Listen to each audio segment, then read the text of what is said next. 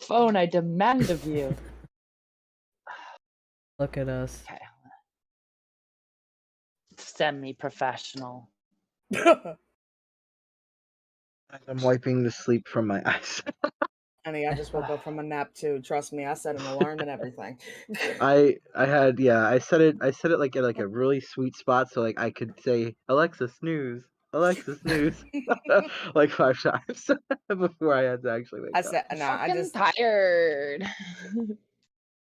There's seriously though, I've been having sweaty sleeps, let me tell you. Oh, the sweat. Sleeps that are sweaty. Testosterone has killed me. Like, I'm so sweaty. When I tell you, it's like a river. So it's like waking up like in a puddle. He busted like a seam or something after recovering from top surgery and like soaked the bed in like blood via exorcist style. And like I thought that was bad. No, he sweats more than that every single night. I wake up so dehydrated. I'm so thirsty in the morning. We gotta fight climate change. It's killing us. I'm melting. As someone who hasn't had their breathing meds for like 3 weeks, yes, I'm literally It'll help dying. if we start naming heat waves after the oil companies and the big polluters. Oh, that's a good one. What do you think this one should be? Like the Exxon BP heat wave. The BP heat wave. The great BP. BP. Oh no, the BP heat dome. Or like BP heat death, maybe. I like it. The great BP heat death. Because it is way too freaking hot. Are we live? Yeah, yes. we are live currently, yes. Suckers. Welcome to Heat Wave 2022, people. Yeah, I have my air get hotter from here. we can only record for 1 hour and 30 minutes maximum because I have to turn my air conditioner off. Oh my god, my fucking like side titties like disgusting. Disgusting. I guess. I'll see the fan. That's. Oh god. Thank God, like some people are just. Thank God, some people are just audio only, and they don't have to like observe us. Oh, stop! You're fine. No, I guess that is one thing. If you were a bigger trans guy, and I love the case of Monster and Rain. Right. Like, magnifique. Love. Oh, the sirens. I have a hilarious photo to show you. Actually, from my grocery trip, I went and got a case of Rain, a case of Monster, a box of Keurig, and 2 bags of whole bean light roast kicking horse coffee. And the reason I had to have all these different things, and I can explain, is because I use the whole beans when I'm at home and I wake up in the morning. It's the best I can get for economy and caffeine content. The Monsters are for during. Yeah, I have a bird grinder that I preset to an amount and hit it, and it crushes it down to a consistent ratio. Like, I'm actually really on my coffee shit, by the way. It's like a thing lately. Coffee. A lot of people geek out about their coffee. Oh, I've always been geeking out about my coffee, but that's a whole nother story. And then the Keurigs are because I hate Keurig, let me just say, but I have to stay in hotels and I can't bring my whole fucking coffee gear set up every time I travel. Did you fucking and they imagine? Always have stupid Keurigs. Yeah, I know, right? But they always have stupid Keurigs, and they give you like, if you're staying overnight, it's fine. They'll give you like 2 or 3 pods and you'll have more than enough coffee for the morning. But like if you're staying for a week, fuck man, I can drink more than that out of a coffee machine in a morning. Right, than they give me in like a single whole week because they don't restock you for that shit at midpoint, you know? So you get stuck with like no coffee after the first day or the second day if you're being real lean on it. So I just decided, no, when I travel, I'm going to have a whole case of Keurig's light roast coffee exactly like I fucking need and be enjoying that shit rather than like being stuck trying to just live off energy drinks like I had to do this past week because it was the only way to get quick form coffee before going to work, right? And then the energy drinks you have to keep in like your backpack while you're working because I do such long fucking hours and we shoot so far into the night. Like I was driving home at like 4 a.m. or some shit on Saturday morning, and I was getting tired, and there's like a stretch of highway where I swear to God, there's like a Did you presence rent a there that car? tries to kill people in the darkness. No, it's a production vehicle. They Oh. have me on. It's a van. It's pretty awesome. But I feel like there's a presence in this highway stretch that tries to feed on people, right? It sounds And like it 95. really feels it feels like some of the shit Fish would talk about, right? Because it's this dark stretch of highway, and you always want to nod off when you're driving there for some reason. So I had to crack and drink a whole energy drink while I was driving through that stretch, just because of the weird drain that happened on me.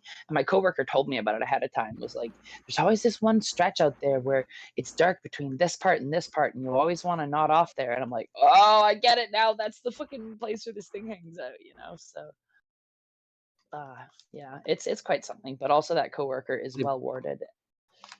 They probably built over something they shouldn't have. Probably. I feel like we build a lot of Probably. things over things we shouldn't. Things we build. shouldn't have. I know. Yo, We Most of the speaking of country, disrespecting the in fact. land spirits. Most of the country, in fact, I would reckon, as far as to say. Pretty much. Yo, speaking of coffee, I just want to give a shout out. I mentioned the extreme tragedy that was losing one of my best friend coworkers at work. They fired her, but she got a job as a barista at Starbucks. So yay, Nice. Jamie! Yay, Good Starbucks. work. Yay, Starbucks! Good work. And then there's So, me, what who's the like, fuck we been doing? nada. I've just been getting my life together. Well, that's something. sad. That's not nothing, you know. All right. Well, Yeah. I mean, not Just I mean nothing. to Just say, getting like, my shit I've been together. you know? I think what I meant to say was I've been getting my life together in silence, in radio silence, in quiet. You really have. Yeah, you've been off the Yeah, radar. I've I just needed to get my shit together, and I like, you know, I have like, I'm trying to like get my, I'm trying to organize like social obligations and everything, and like making sure that I have time for everyone, and you know, but I'm also trying to make sure that I have time for like my burnout, I guess, which I get really quickly. And I don't know, I guess it's just about like, once again, we talk about like building boundaries and stuff all the time, but I'm realizing I have a lot of I mean, I'm constantly working on me, but I'm doing so well. Like I'm actually enrolled in classes. I have FAFSA done.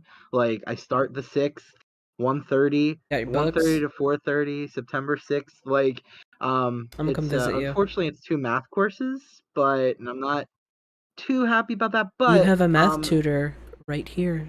Not me. True. yeah, I'm probably gonna need to take you up on that. I'm probably gonna take you up on that.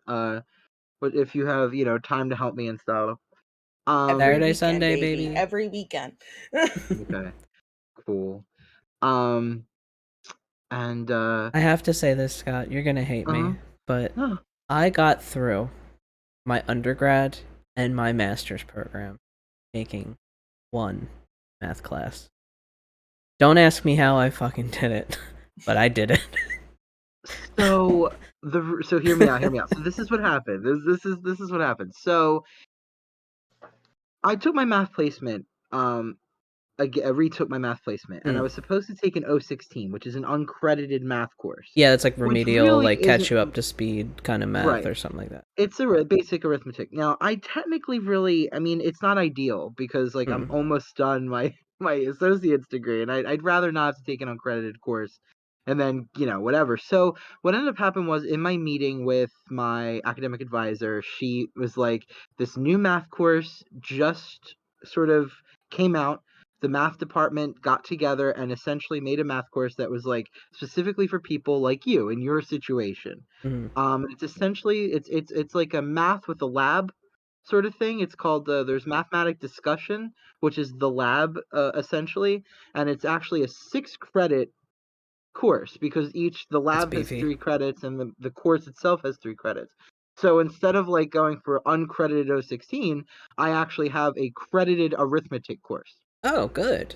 That's perfect. So that'll count towards So your... it's not, you know, once again, it's not like ideal. I kind of wanted to be like, well, I wanted, you know, a math course and then to offset it with like a psych or an English or something that I can do like that, you know. But But my maybe it's academic advisor was like, good you know that what? like you're just focusing on the math and then you don't have to juggle. Right. That's kind of what I landed on too. I was like, you know what? Maybe this will just give me an opportunity to really lean into that mathematic anxiety that I get. Um, and just kind of, instead of like running away from numbers, just being like, you know what? I'm scared of numbers, but let's face numbers, you know?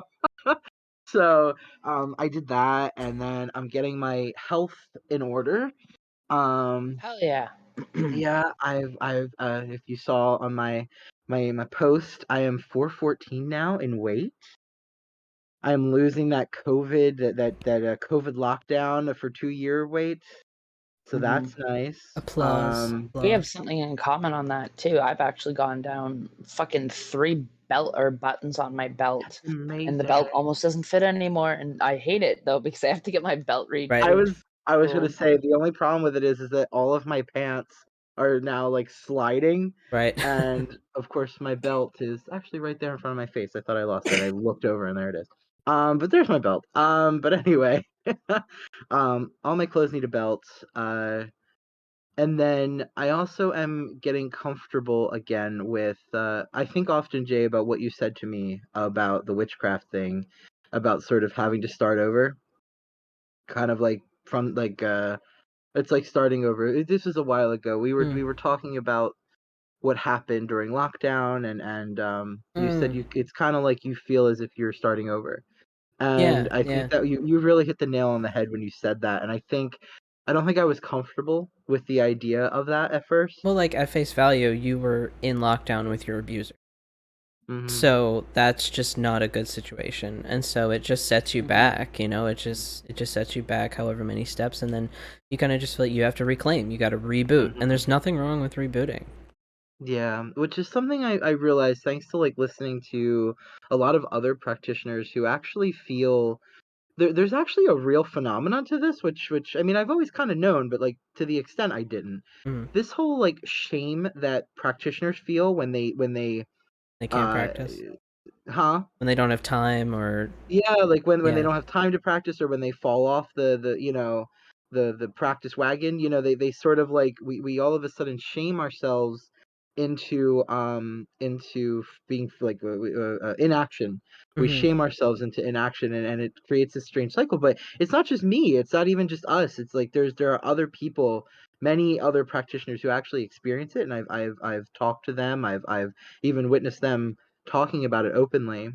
Mm. So it is interesting to see that like there is like something to be said of the sort of shame that we place on ourselves for not practicing our craft, Maybe that's which I just think. something that's just kind of happening globally, because like we're experiencing a lot of things. Like, it's kind of interesting, right? Like, we live in interest, right? We have the circumstances that are afoot. Jeez. So like Mhm. you have all of this like global turmoil, just everything is just one big ball of shit. And then witchcraft is, and the occult in general, is having a renaissance right now. Like, it's exploding. More people are getting Mhm. into it. Like, I've and I can really tell this because like I go to Five Below all the time, like this like discount store and that's here like in US. And there's so many books there. Like, you can find like books on crystals and like things like that. Some of the books are a little like shitty and like new agey and whatever, but some of these are really good. Like, one was like a journal, like a self-guided like journal, like on your witchcraft journey and stuff like that, and it really made you question things. And so like we're having this like renaissance, and so I think like for people that have already been practicing, say like we were practicing in the times of like, the worst thing that was going on was like, I don't know, the big thing of the Satanic time. panic. I guess maybe that, or We even totally did at the start of our stuff. like I would say like the beginning of like my witchcraft kind of realization like kind of lined up with 9/11 a little bit, because I was about 9 years old, and so like that's when I started to kind of like think differently about God and religion and life and stuff like that. So I don't Yeah. know, like I think like maybe like practitioners that have already been practicing, this whole big shift and all this global shit that's happened, it's made us rethink our witchcraft. It's made us rethink what we're doing with it. Because before, I feel like a lot of it was just about like personal empowerment, like feeling better and this and that, and like really building up the self. But now it's like, oh shit, we need to do a lot elsewhere. Like a lot of other work Yeah. needs to be done now. Mhm. And I don't think some of us are equipped for it because we haven't done it before. Yeah.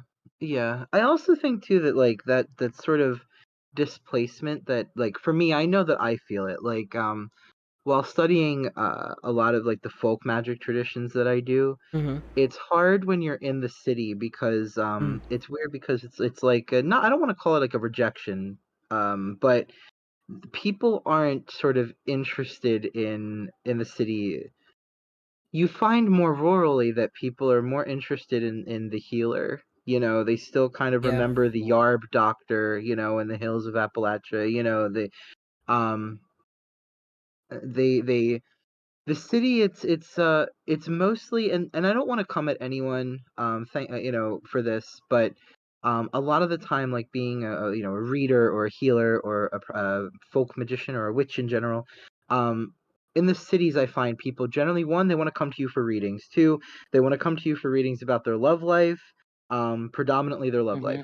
Mhm. They want to know that, you know, does my boyfriend love me? Is my boyfriend cheating on me? Is, you know, That's what Jim my says too, husband, like from you his know. time in the shop when he worked at Harry's. That's what he was saying. And it's really it's draining. It's draining because Um you're like, man, you could be worrying about such bigger shit right so now. yeah, it's and like also too it's draining for me because it feels like I'm wasting myself on issues like that. Like Yeah, but you don't want to um sound egotistical. You want to be like, well, your issues are just beneath me. You're right, like I beneath mean my I want to skills. help. Yeah. I want to help, but like the thing is like matters of the heart.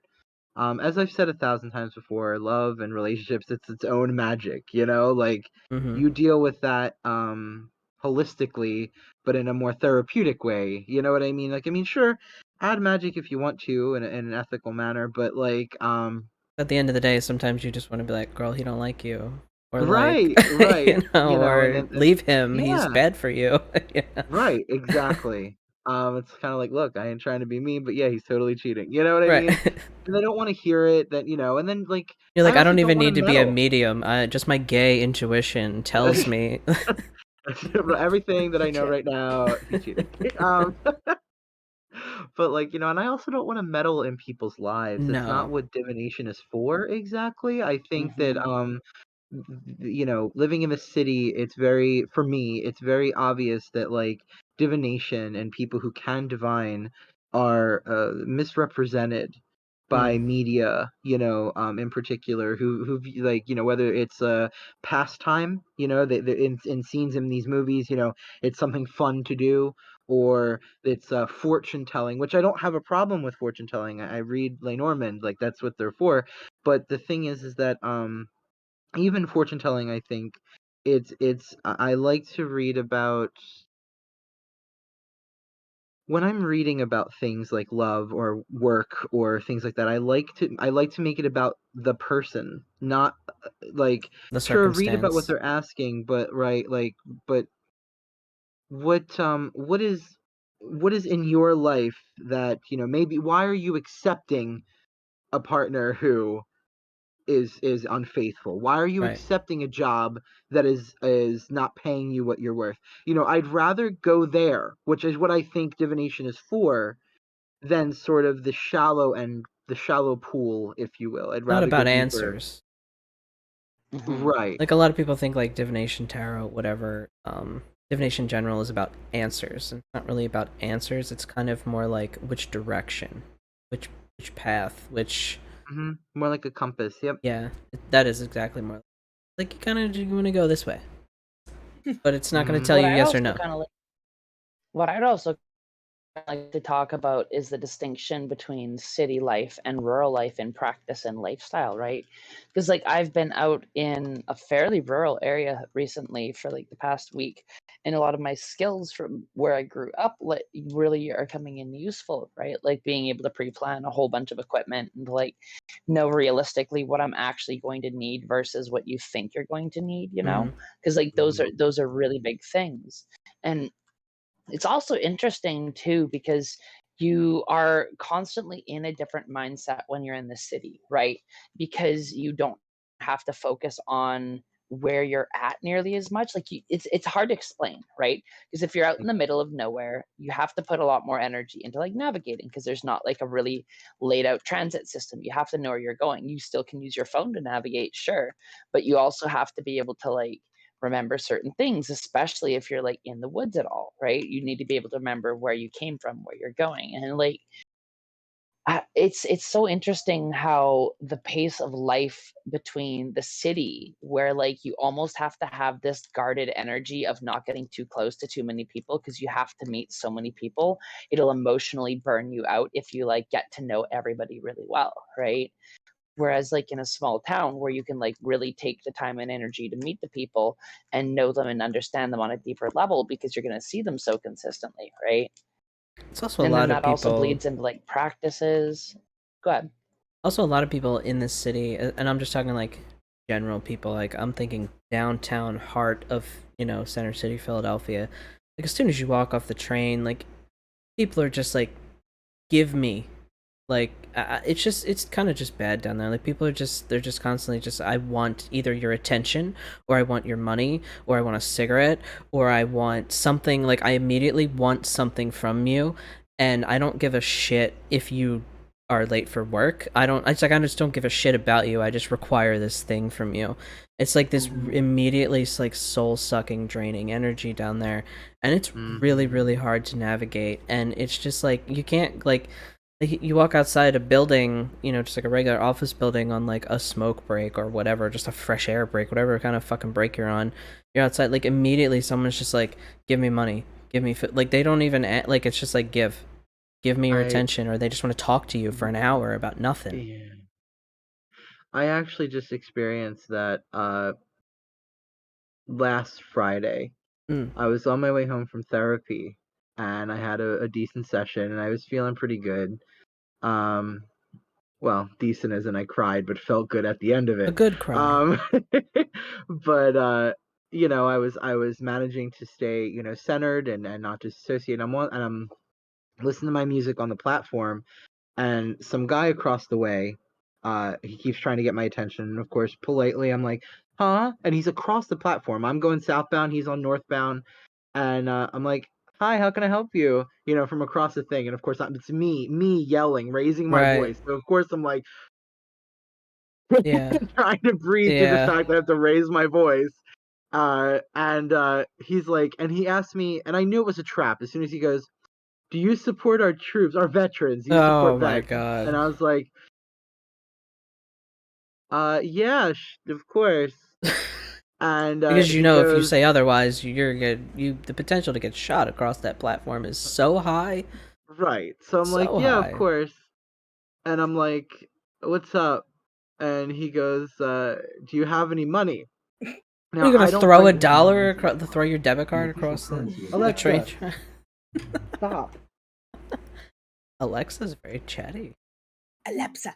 I am so sorry about that, everyone. You're fine. Um, so I go, I'm sorry, I don't bring my wallet. I say, hey, I'm sorry, I didn't bring my wallet, oh no, I only brought my wallet. I only had the card. Yeah, no And cash. No one has cash. right. And I was like, I'm sorry, and he gives me this half-hearted like Salute. that Little salute, thing. like, and I'm Yeah. just like, and Fuck like off. when the psychic vampires, when like you feel them like, and you Yep. feel like that psychic energy get pulled off of you, you're like, you're like, God damn it. And that's exactly what I felt like. I could feel, especially when you're sensitive to that kind of interaction, you could feel the emotional energy just, and I'm just like, motherfucker, Mm-hmm. and the thing is, like, this guy, like, I don't know his situation, you know what I mean? Right. Like, I don't want to sit here and call him Speculate. out, but like looking at him, like, cause I came home and like, Darian, of course, was like, who was this guy? Blah blah blah, Yeah. him Yeah. protecting me. I mean, this guy, like, to me, like at first glance, he wore a worker's, the safety vest. Mm. He had the steel-toed worker boots, the working jeans, the helmet, the white helmet, and all that. And I was kind of like, first glance, the the assumption wants to kick in that I'm like, you're a city worker or a specialized worker. You've went to trade Construction or school. It was like, you make more than my mother in medical. Like, yeah. that's the first assumption. But then I've, once I kind of come down from like, being essentially emotionally attacked, if you will, I realize that I can't make assumptions. But Mhm.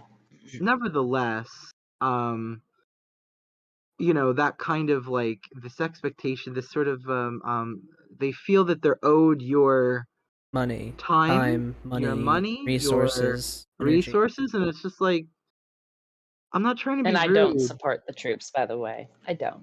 Right. Sorry. But you I don't cannot support people say who willingly that. sign up for an institution that reinforces murder and colonialism and overthrowing foreign governments worldwide. Sorry, just can't Agreed. support it. The Agreed. signing, however, I will say, people that do sign up often go in thinking that's not what they're doing. They think that they're trying to help, Sure. and then they learn after the fact. So like, it's really, because it is manipulative. That's why they try to get you in high school, because Yeah. it's easy to manipulate you when you're young. Yeah, we So had like, I mean, recruiters in our high school every single day. Like they yeah, would come in our and classrooms, and basically yeah, the kids that had the most problems were the ones that they targeted. yep, especially because Yep. they particularly go after poor schools. Mm. Um, Like mine. and mine. Um, so they particularly do that. So I mean, like, that's why, like, I don't hate them. I hate the system that they're a part of. But yeah. It's so slimy. It's like, hey kid, go to college. Here's a gun. What? Right, right, You want me to do right. what?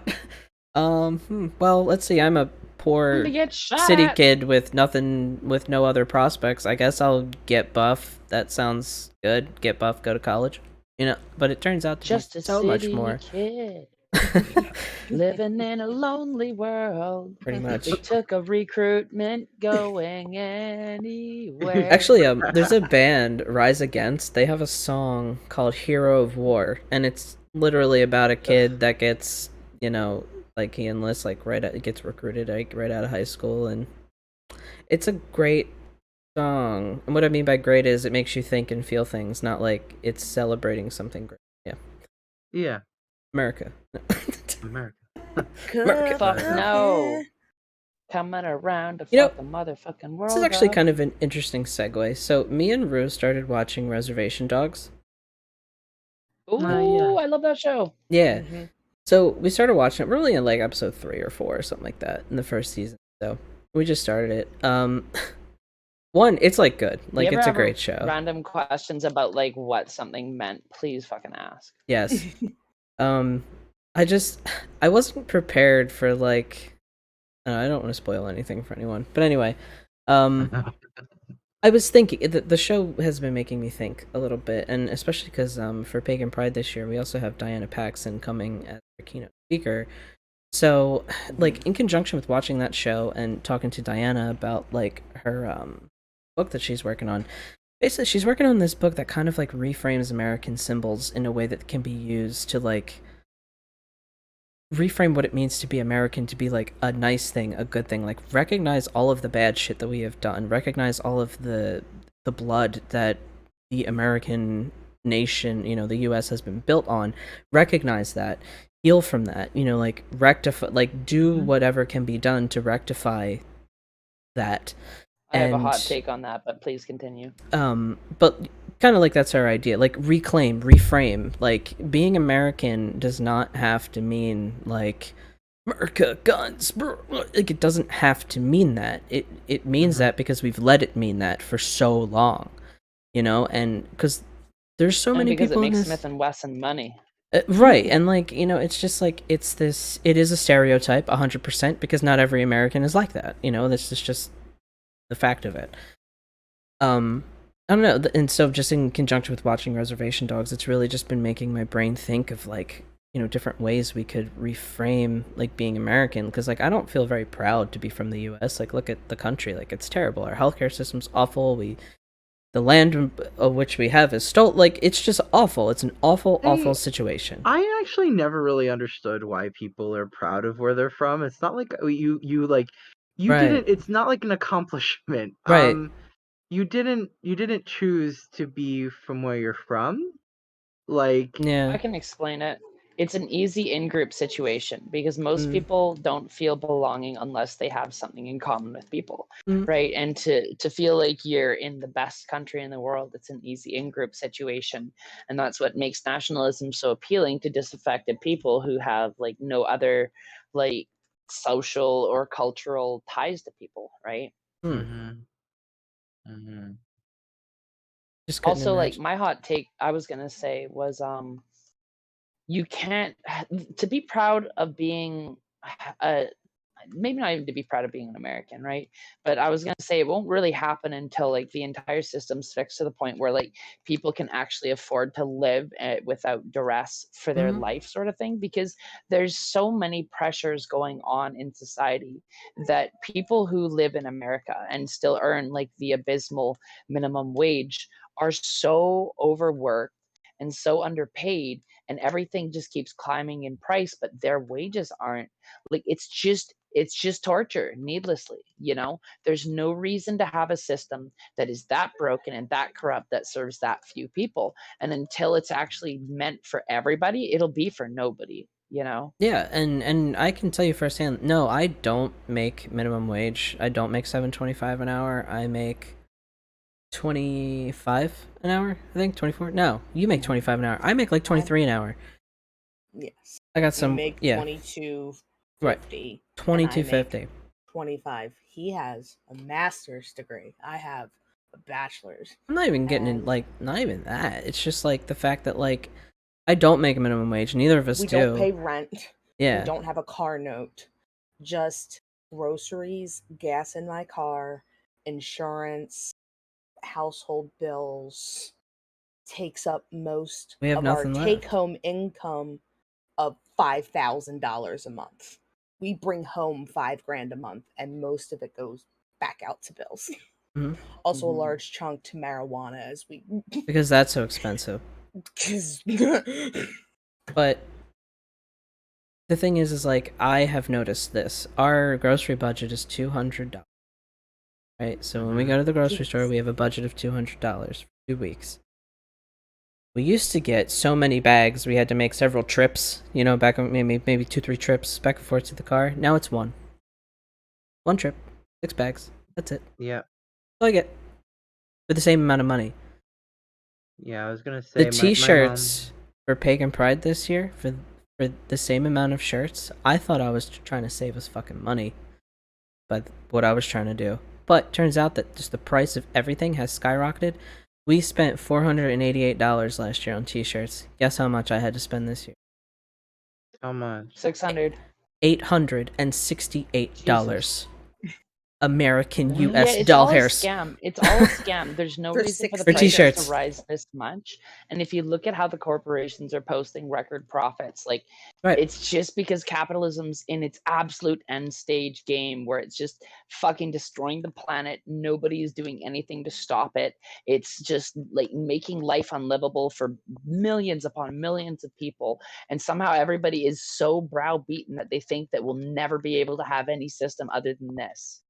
That's the thing that has me so puzzled, is like, how do you reframe that, right? Like, how do you crack that open? Like, how do you get people to understand that there is something In my else? opinion, that's the single greatest challenge that faces our times, right? Right, Because you the have to get overall people to apathy, think they it's deserve better. almost like it's almost like that we've been so gaslit as a society to think that there isn't anything else, right? Because the powers that be have gone so far to fight other systems that do things differently, to paint any type of like socialist or like egalitarian movement is just fucking unrealistic, right? As though there has to be these people at the top who overlord over everything, and we know that's not the case, right? It's just because people have grown up in such an overwhelmingly abusive society and being gaslit to such a next level that we don't believe anything else is possible. That's it. Mhm.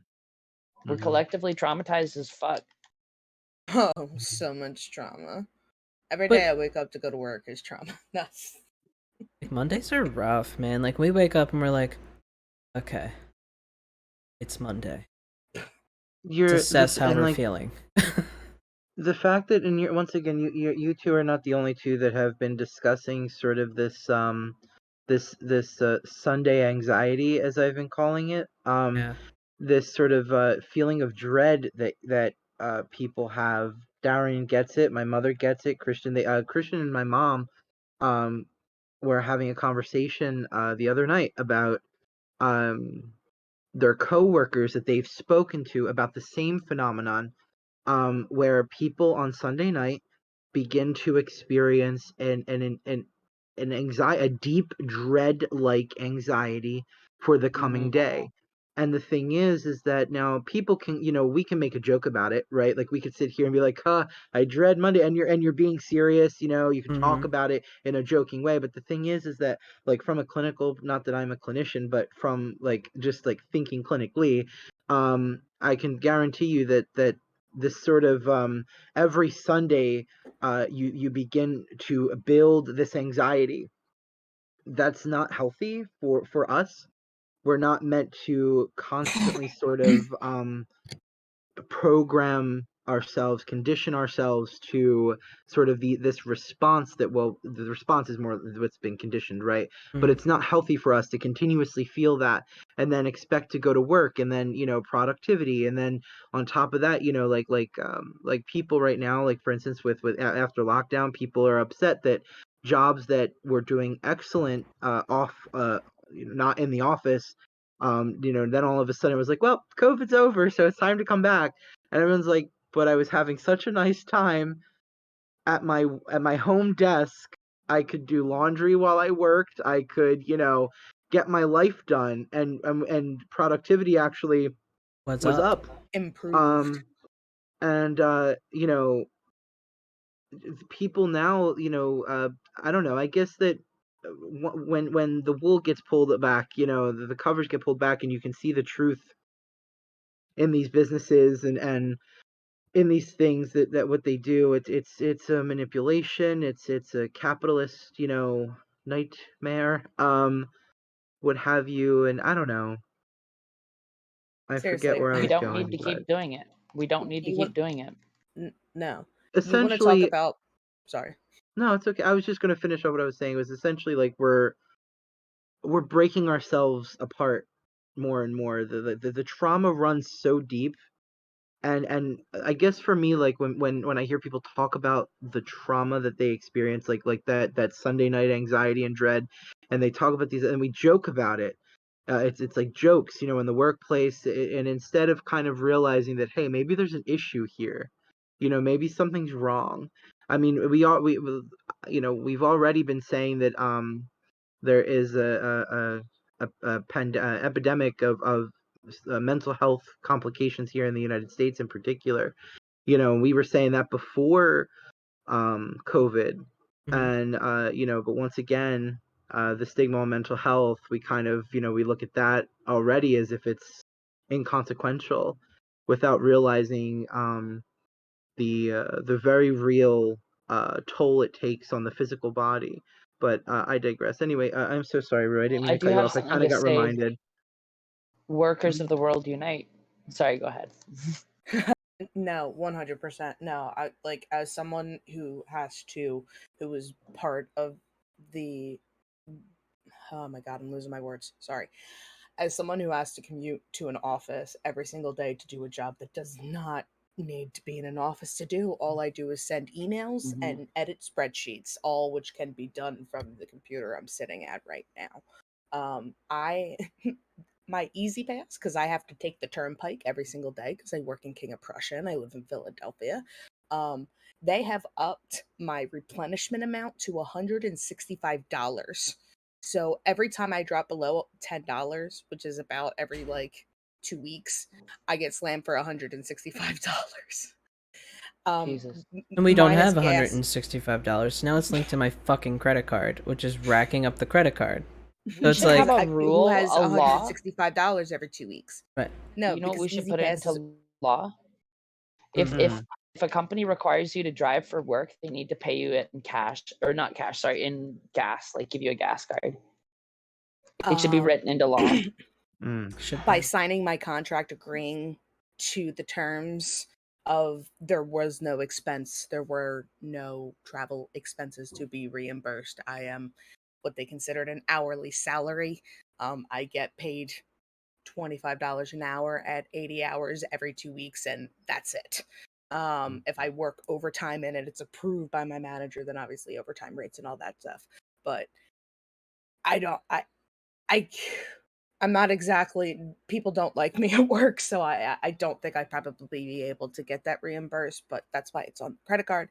But gas costs, like, I probably spend $400 a month in gas, and it's like, bro, like, I only make so much. Like, it's costing me way too much money to go to work. Like, when most office jobs can be done from home. Rant over. Yeah, I feel you on that. If a job that requires you to travel, they need to like give you money for that. Like a reasonable compensation. Like my work actually does that.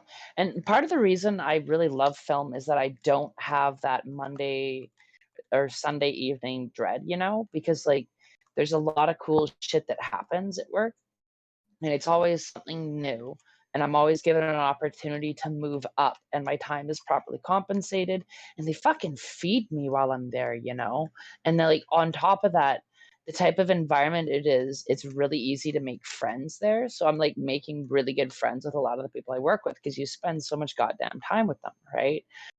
So, like, you meet people, you get to socialize, you get fed, you get paid, you get, like, reimbursements for the things that you're doing, you get recognition for, like, completion of, like, really difficult tasks, and, like, you're given opportunities to learn from your mistakes rather than just be crucified for it. Like, it can be a nightmare if I've heard from certain people's experiences, but it can also be a daydream. You know what I mean? I think it depends on the type of person that you are, right? Like, it depends on what you like. Mhm. Because it sounds like, Sophia, it sounds like that you, yourself, you like the film industry. You like to work in it. You like working in it.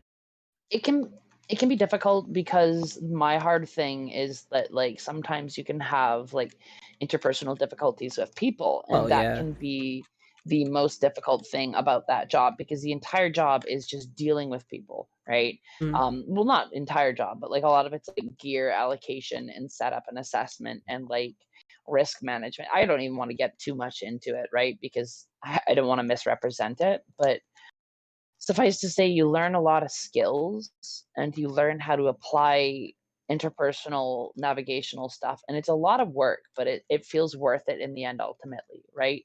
Because like at the end of the day, when I've worked for like, let's say a grocery store, right? Just like a retail corporation, Mm-hmm. I do feel that dread because there's nothing I gain from that ultimately. There's no like personal goals involved. It doesn't advance my career. I'm doing something just to survive, and I'm not being given the tools to actually get what I need to thrive, right? And I'm not even being pushed into a state where I can get better at what I'm doing because I have to maintain this level of mundanity, right?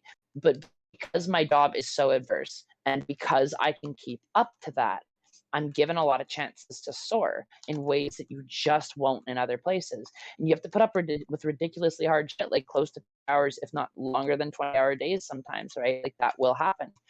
And there's a thing called Fraturday where you work Friday evening to Saturday Mm. morning, right? And it's because they need to do night shoots, and it's the most reasonable time to put it in the schedule because otherwise they'd have to pay people crazy turnaround time or just not film the next day, right? So like you have to do some really crazy shit, and it's kind of cool, not gonna lie, but it is not for everybody.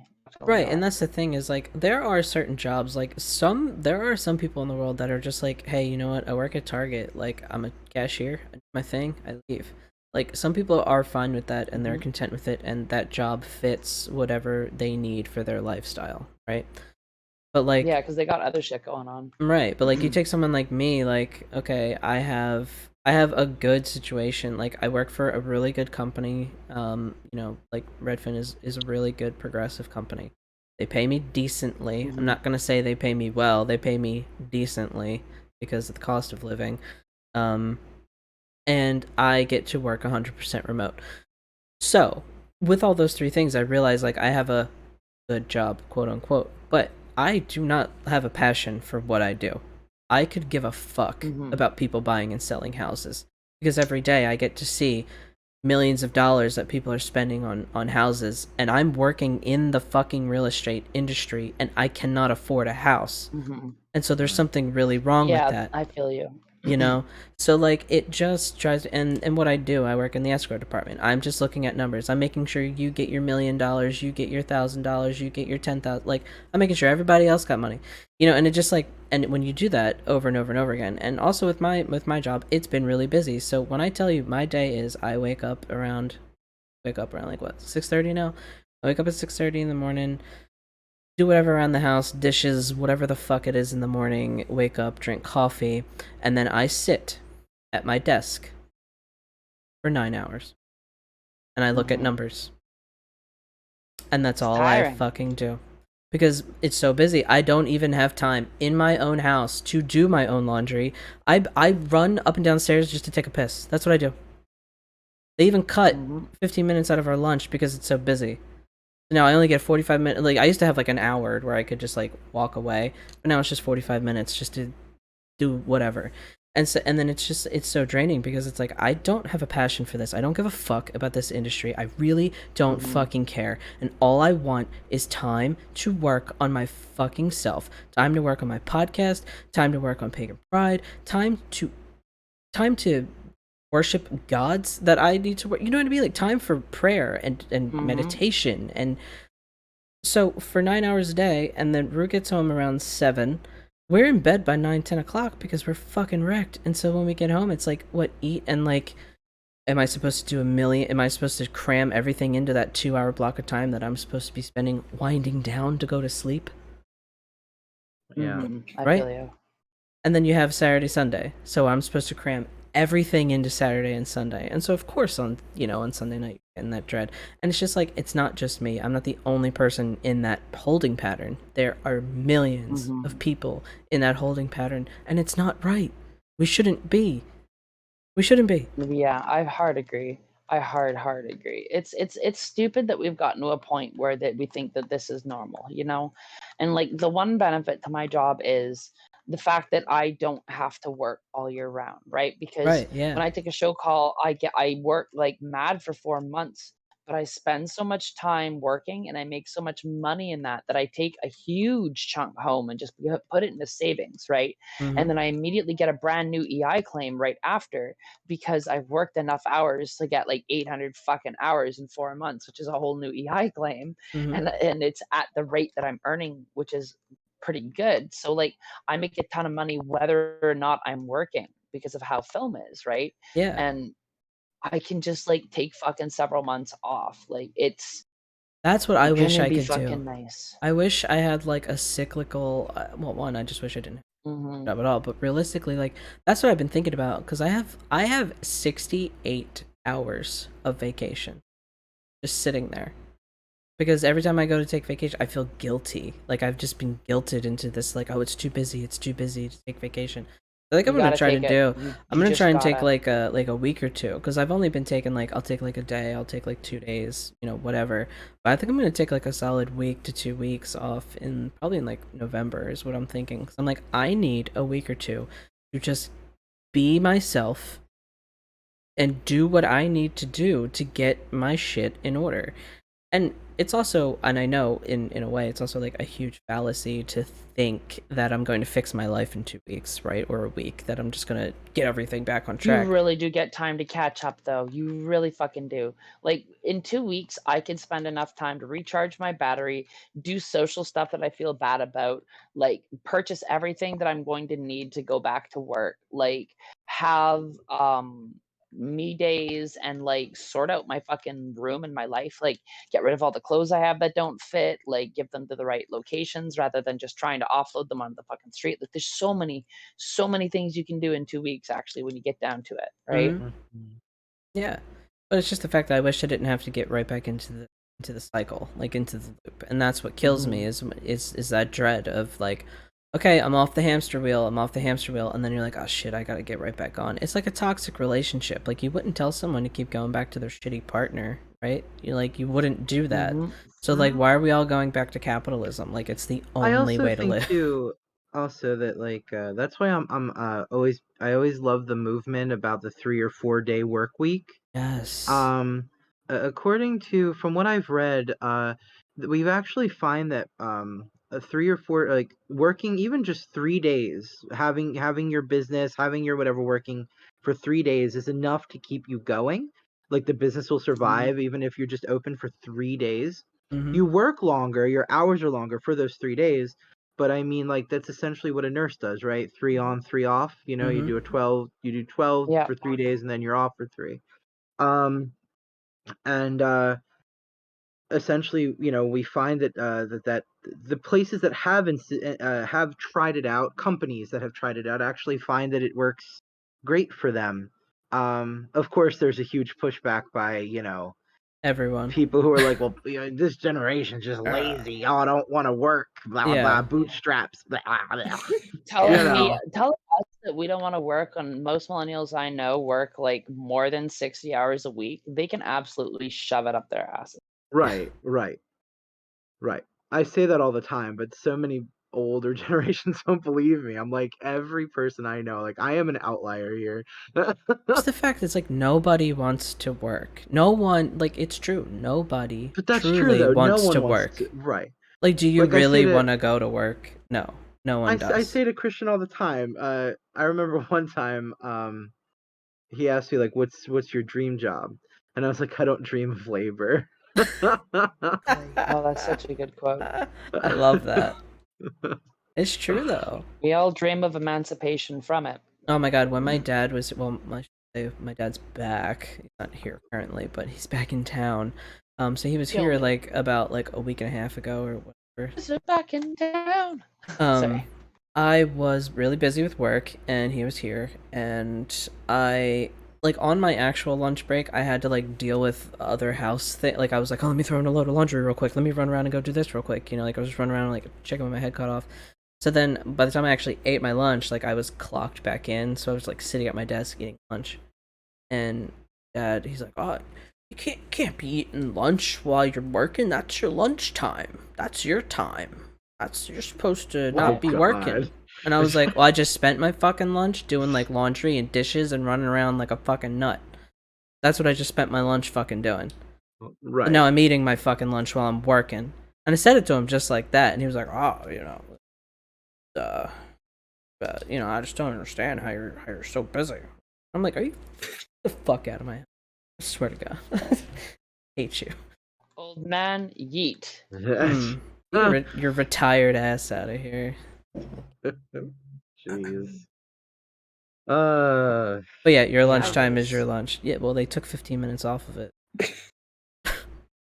Right. So you Just take wait, some of it back. capitalism Like will fuck face you. its downfall within the next decade simply because we can't handle this much egregious price inflation and lack of wage increase and crazy rental increase and everything without us getting a cut. No, it's just going to become untenable, and people are going to end up on the streets and they're going to do crazy shit because they'll have nothing left. It's a pattern that repeats as long as time. And it can only get so bad before it breaks.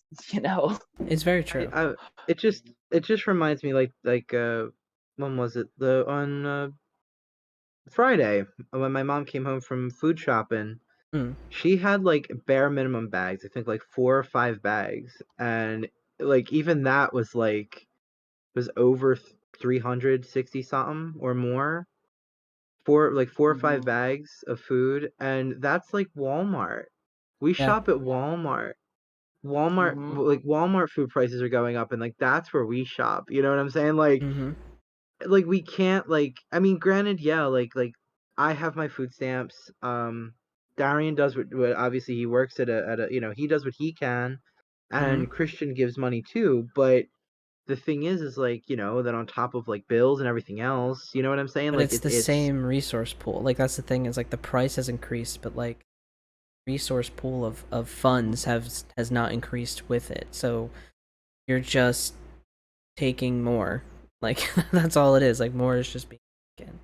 Right. And like I don't know, maybe in a way it kind of feels like that energetically too. Like maybe that's why a lot of people weren't prepared for this shift in I don't know, it just seems like everyone's energy is just kind of like being like drained from them by the world at large. And so like maybe that's why a lot of people are getting hit with this like, oh my god, like I have nothing. I have nothing and I I also feel wasn't like prepared to deal with this. So a lot of people are I feel reaching, I think. Yeah, I also feel like we are a little too prone as a generation to cling to doomerism. Like, I Mhm. see far too many people just saying that we're going to all die off to the climate, and it's just like that mentality is part of the problem because then we don't do anything to change it because we already say, wow, we're way past that point. And that hopelessness feeds into a cycle of just washing your hands of everything and not trying to make anything better. And that's a huge part of the problem. Yeah, sometimes I really get into those dark where I'm just like, what is the point? But I think that really comes down to, and this isn't me trying to like insult anyone at all, but I think it really comes down to, and you know, like for the States anyway, we're not really taught emotional, what I call like emotional literacy.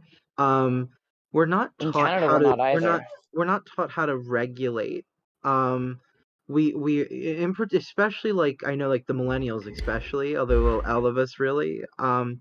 We were never really taught how to regulate our feelings and learning how to learning how to navigate big feelings and little feelings. And I know this sounds like something you would say to a child, but the fact of the matter is that you kind of have to talk like that when you're talking about this stuff to make it make sense. Mhm. Like the doomerism and all that stuff, it's because we're exhausted. It's a we even though like burnout and exhaustion, they've kind of become buzzwords, but the thing is that like real clinicians have actually like studied this phenomenon. It is a clinical phenomena that like does occur, and like there are it's much more complicated to pull yourself out of it than what people think it is. And it takes time and it takes effort and it takes once again this emotional literacy to actually do that. So that's why like I try my best to use like what I've learned in therapy to like I've taken to anyway recently to sort of trying to help people like who are going through that sort of doom and gloom mindset to sort of bring them back to the moment. I find that a lot of it is when your brain, once again, it's too far stretched into the future and too far stretched into the past, and you're not actually embodying your present moment, and you're sort of elsewhere. And the human mind isn't meant to stretch like that. We're supposed to be right here, right now. Um, I was and reading I that about find when I multitasking. Like, like we can't actually multitask. we're not So, supposed to. Yeah, yeah, I and was when just we try to, it fucks us up. Yep, and that's for the same purpose. Our brain, the human, like as a species of being, our mind, our brain cannot do that. And I was actually just talking to a new friend of mine, who is a LCSW, Masters of Social Work, and he was also just describing that same process as to why we shouldn't be multitasking, which is interesting because just to connect it back to what we were discussing, a lot of jobs ask you about your ability to The multitask. multitask. But it further breaks your psyche, it further fractures your psyche. So it doesn't Mhm. actually, it's not beneficial to you, it's just beneficial to a company that wants that views your worth based on your productivity. um I have felt that break, like because of that multitasking. Because like my job, like I'll be like looking at numbers, and then people are messaging me like, "Hey, can you look at this file and like see if that's right?" And it's just like, and there's just like all these different things are happening all at once, and everything is important, everything is priority, everything has to happen right now. And especially after a particularly busy day, after I log off, and even Rook like see this, like sometimes my brain has there's nothing, like I can't even form words. I'm just like Mhm. I just stare off at a wall. I can't watch TV. I can't play a game. Like no stimuli. I cannot. And it's just mhm. like it's an awful, awful feeling because I Yeah, feel utterly and completely broken. It's like a blue yeah. screen.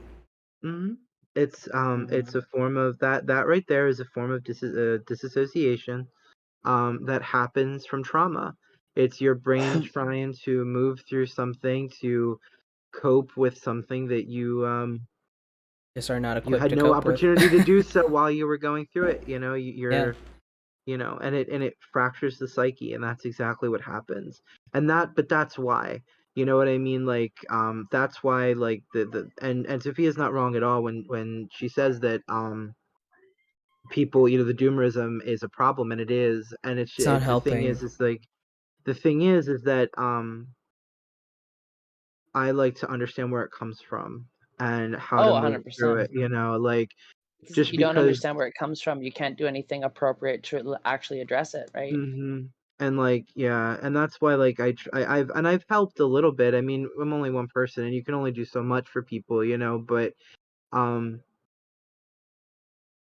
I have managed to help people to kind of come back to center just from hearing them out and reminding them about, the moment, being present, um I think that's one of the things that really helps, is to be present when you're starting to feel as if everything is hopeless. You can't. I know this sounds really cheesy, but life is not worth living if you don't have hope in something. You have to, and the thing is, hope is something you try at. Hope is not something that maintains itself. You actively have to maintain hope. You have to fight for it. Yeah. Yeah. Um. It You does know. sound so Inspirational cheesy. words, Scott. Inspirational words. And it is so inspiring, but it does sound so cheesy because, like, there's, like, I have two halves of my brain, like, there's two halves of my brain that's, like, because I go through this constantly with myself, is, like, 1 minute I'll be like, all right, everything is shit, there is no point, like, let's plan some exit strategies, right? I get real dark, and then I'm like, all right, let me flip the narrative. Like, okay, I have a roof over my head. I'm not paying rent right now. Like, I have I have my cats are healthy. Like, I just go through like everything that I have, and I'm like, okay, and like everything that I'm working toward. But man, it is so easy, like, because it just feels like one thing, one thing just tips the scale back to the other direction. That is the whole and I really do not like the archetype of the Joker from Batman, but the whole statement of everyone's just one bad week away from falling apart, it's so fucking true. It's so true, right? And you can maybe do a lot of work to build yourself up to have like more of a buffer so that it's more than a week, right? For some people it's one bad day and everything falls apart depending on where they're at, right? And I think that it's almost an interesting way that you could look at time scale of how much privilege you have is how much time you have before your entire life falls apart if you start fucking up, right? Because let's say that you work at a job where you're well paid and well respected and you have a good reputation. If stuff starts falling apart for you, people are very often willing to accommodate you in a certain way because your actions of not being able to keep up because stuff happening is not the norm, right? And they're going to want to get you back to your most ideal state of productivity because that's how corporations and work works, right? So if you've built up a huge amount of buffer, you will have the ability to, take a mental health vacation if you need to for a while, and that will happen. But if you're somebody who's always been on the bottom and always been working like minimum wage jobs, and let's say that you're like harassed at those jobs because you're trans and you're a person of color and you've had to move from job to job, you often have next to no protection. And even if you work super duper hard, all it takes is like one interpersonal conflict that goes wrong with like a senior worker who really doesn't like you for whatever reason, for them to really find ways to just push you out of that workplace, and you have to start over again with like no base protections, right? And if you do that long enough and you don't have a buffer of money built up, which most people won't, you won't be able to like have the time to find the job that actually works for you, and you'll have to take a panic job, and it all just cyclically spins into something that like gets out of control until the person's whole life falls apart, right?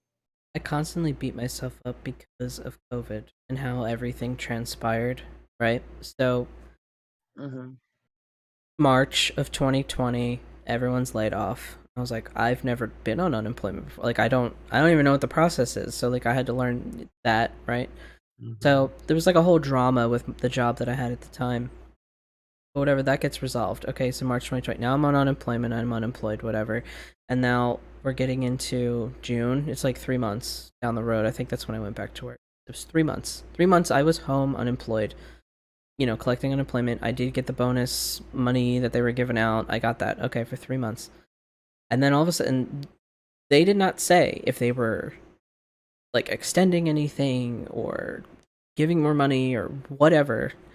All I knew is that, oh shit, there's still a very deadly pandemic going on. There's still no vaccine, but I'm gonna run out of like this bonus money, and just living off of unemployment is not going to help us. Like, it's going to be rough.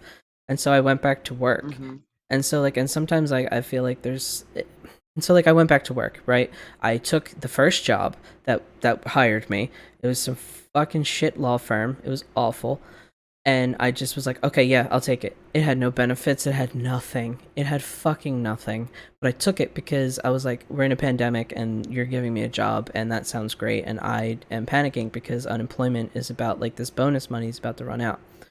And then they extended all of that shit. And I kick myself a lot that I should have held on a little longer, because I was like, man, like, well, I just flew in my face. I should have held on a little longer and collected that bonus money, and I could have built this podcast into something bigger. Like, the podcast could be bigger, the shop could be launched. Like, I kick myself constantly because of that. And I know it's like, how could I have known? But I think about that a lot, because I was like, man, that was the one opportunity that we were granted some kind of leeway, some kind of assistance, some kind of anything. Like, the world was entirely falling apart, and the state of time that we were at, we didn't even know that we were going to pull through it and have things maintain, let alone even like how we could handle the collective trauma of not being able to see anyone that we care or love about all of a sudden, on nearly indefinitely. And for some of us, our relationships fell apart, because like, I went into the pandemic with a serious relationship and it fell apart, and I haven't seen her since. We have not met post-pandemic because of how bad things fell apart, right? So like, you can't also, at the same time, you really can't blame yourself, because we were all collectively reacting to one of the most intense things that's ever happened to any of us. But now I kind of think in my mind, because like, Rue did leave their job at Amtrak, like, like the good cushy job, and so we did live off of one income. The job that supported us well. Honestly, he was making so much on unemployment. Like, he was bringing, like, I was one of those people that I was going to work full time, and he was bringing home more than me on unemployment. I was like, weird. Just a tad bit salty. But you know what? I wound up quitting that job and just being like, ta-da, bye. And he got a better job, and now he's the health insurance provider. And I'm the one that's like, as soon as I get fired, or like, I just can't stand it anymore, it's just like, woo. Right. And like, it kind of like, in that whole situation that we went through with COVID, and also with you being out of work, it put me, it like flipped the script for me a little bit. I was like, the other day you were like upset. You're like, oh my god, I might get fired, this and that. I was like, who fucking cares? Who fucking cares? We can scrape by off of us, and then we'll just fucking focus on the podcast and launching the shop. Just take all that manpower that you would be at work, take all those hours that you'd be at work, and put it into that. Who fucking cares? And like, it made me feel better, like, I guess, about the whole pandemic thing. But it's hard not to kick yourself, especially funny. But it's just so sad that like, that was the only time that we got some kind of like assistance as like people, like collective, just people. And I know that some people, Pennsylvania handled it well. I will say Pennsylvania handled unemployment well. I also applied really early. I know that people in Jersey and other states, it was hell, but unfortunately unemployment is handled state to state. And I know there's tons of people who had a very shit time during that part of the pandemic. But I had like this weird come up. It was, I even got my driver's license because of the revised test, because Rue could be in the car. The instructor just watches you park. That's it. Just watch, turn around, park. And like, that was bizarre to me. I was like, well, the reason like why I was struggling for that test was because I had so much anxiety about driving and whatever. And I was like, why couldn't we have just been like, oh, you have anxiety. This is the anxiety person test. You know what I mean? Like, like why couldn't we have done that before? It just it blows my mind at what we collect, whatever we means, right? What people decide that is the rule, the new norm, the rule. It makes no sense. It just truly makes no fucking sense. It just goes to show how much society is the greatest construct of all, and if we come together, we have the ability to fundamentally shift it to whatever structure we need it to be. And it's only the choices of oppressive people on the top who are convincing us otherwise that keeps us back from doing it. You know? We are a little bit over an hour. We're at like an hour and 11 minutes, and I know you have a thing about 10 I minutes. can go until, I can go for, another 10 minutes. Yeah, I was just kind of seeing if anyone had any kind of concluding thoughts or statements to sort of wrap up this discussion here. For me, Society I think, sucks. Let's do something about it. Sorry, go ahead. also to remember what I said about hope. If you take anything away from this conversation to our listeners, just remember what I said about hope. As cringe or as cheesy, depending on what generation you're in, as it sounds, it is really, really important that you maintain hope. Yeah. We must never forget the power of irrational, unreasonable hope. Mm-hmm. Yeah, I think kind of what I kind of take talk and sort of what I've already kind of been thinking about is just reframing like what it means to be alive right now. What does it mean to be alive in this society? Like what how can we change the narrative, change the story? We talked about the power of narratives in a separate episode before. We had a whole episode about that. Mm-hmm. And we are collectively writing this story. We are involved in it. Mm-hmm. Like it is literally a choose your own adventure story that we are what in. I think is one of the things I want to see happen with that? Reconnecting people with the narrative of their own divinity, right? Yes. Because I think so much of like our societal problems come from the imposed powerlessness that happens with a lot of us. Like the only But way if to we reach remember that we're divinity all is to connected go to the divine, church or like to reach it through some other way.